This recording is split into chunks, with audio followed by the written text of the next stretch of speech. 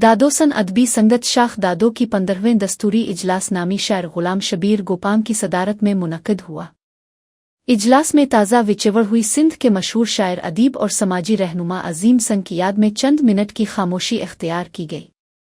इजलास में शायर लिखारी और अदीबों ने अपने नए अशार काफ़ी वायन गज़लें कहानियाँ और मज़ामीन तनक़ीद और इस्लाह के लिए पेश किए।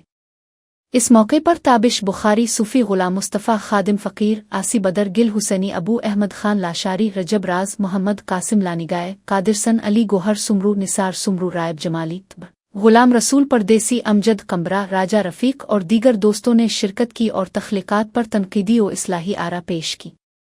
सदारती खिताब में गुलाम शबीर गोपांग ने कहा, सन अदबी संगत दादोसन में मुतहर्रिक शाखों में से एक है।